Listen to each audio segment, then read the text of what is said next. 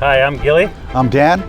Recently, Dan Bocci got a hold of us to tell us he was able to track down Steve Buzick's daughter, and we wanted to share some history about Steve Buzick in the hopes that he comes out of hiding and tell us a little bit about his beginnings in the sport and how he influenced our early playing years. We spent a lot of time playing at his field, Southern Comfort, back in the early days. It was a real fun field.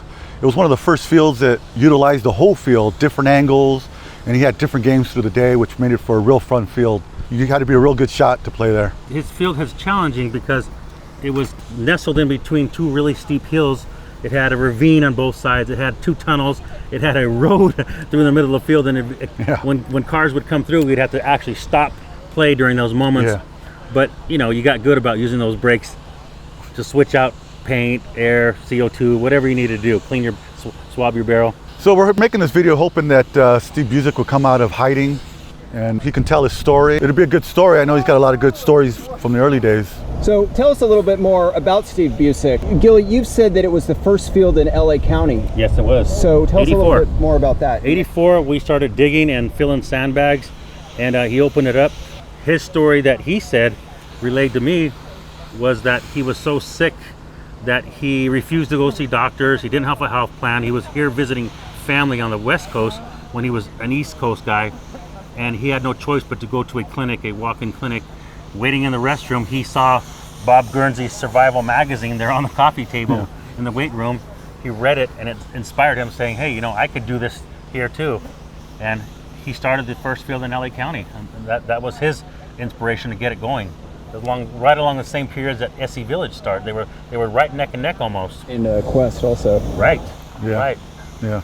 And you have also mentioned that you, Gilly, you played on the Stars and Bars? Yes, his home team was the Stars and Bars, and you know, it had a Confederate theme to him, but that's because the whole field itself had a Confederate theme to it. The patch, you know, some of his advertising was along those lines and stuff like that.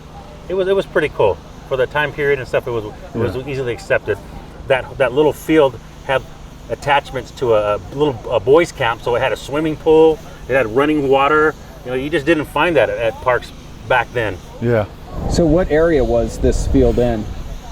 It was in Lopez Canyon. Lopez Canyon was off the 210, right where the 210 and 118 meet. Right. What is that, Silmar?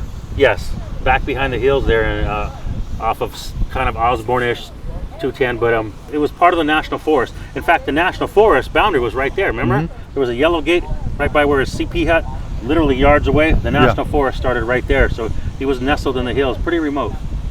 So another thing that Steve Buzick would probably be even more well known for would be his Rebline pump. And Danny, playing on the Team Mafia, you guys helped out at the Southern Comfort Field, and you all had Rebline pumps. Yeah. And they were all different colors. Tell us a little bit about that. He custom made colors for people that wanted them. It was kind of like a semi-sponsorship we had with him. So we would go out and promote his guns and play with them, and they were actually pretty good guns. You know, a lot of neat features that, you know, guns didn't have that at the time. Yeah, innovative features. Innovative features, yeah. So they had different bore sizes, right? They had different bore sizes. He had a bore size for Nelson. He had a bore size for RP Shear. And it shot really, really well. He had different bolts that you could switch That's off right, the head of different them. bolts. There was 5 or 6. Right? Volcano, there was a different bolt patterns. Yeah. Yeah, he had Venturi. Right. Yeah. He had the removable pump handle itself that had the little tabs. Quick disconnect. Disconnected it. The pin valve for the tank and stuff was always also adjustable.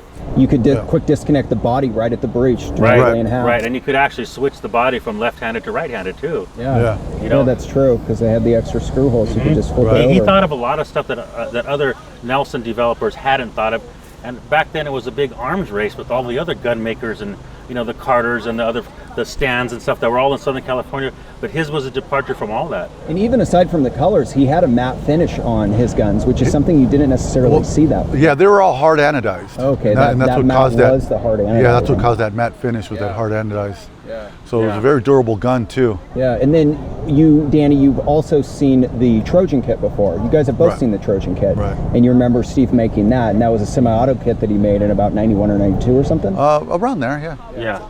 Yeah, I went down to his shop. It was over in Winnetka or Canoga Park. Off of Owens Mouth. Right. In Chatsworth. And he was still in the process of naming it at the time.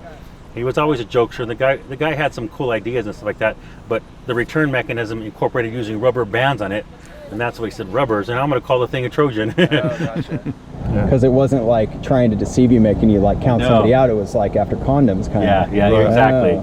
Interesting. Cool. Steve, I hope you're well. Yeah. Glad to hear you're still alive, and we've been worried and wondering if you'd ever make an appearance, and hopefully you'd come out and meet us, and maybe we can do a little back in the flash video there at Southern Comfort. Yeah, maybe tour the field and see what that field, because it's still there. It's all still there, minus the buildings and structures, but the basic layout of the field's still there.